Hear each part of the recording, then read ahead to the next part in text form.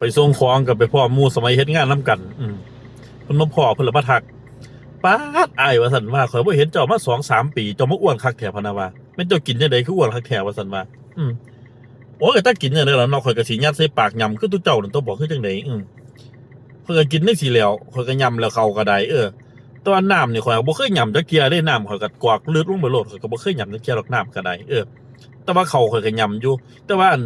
สิ้นตอนใหญ่ๆข้อยก็ห่าเที่ยข้อยก็ยำบ่แหลกข้อยก็หลงกลืนอยู่ดอกนี่แหล้วข้อยก็กินจังซี่แหล้วข้อยจักอ้วนคือจังได๋ข้อยก็บ่จักดอกว่าคือซุเจ้ากินคือข้อยบ่ข้อยก็งงอะนะเขามาถามข้อยว่าอั่นกินจังไดจักอ้วนพะนะว่าข้อยก็กินจังซี่แหล้วอันฮอดยามกินข้าวข้อยก็ยำข้อยจังกลืนเด้ข้อยก็บ่กล้ากลืนเลยเนาะข้อยก็ยำมันคาคอนะ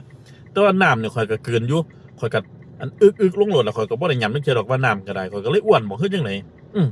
เขาหักว่าข้อยอ้วนว่าซั่นข้อยก็จักสิว่าจั่งใดเนาะข้อยก็กินคือกันนั่นแหล้วเขาพากินจั่งใดข้อยก็กินจังซั่นล่ะเนาะ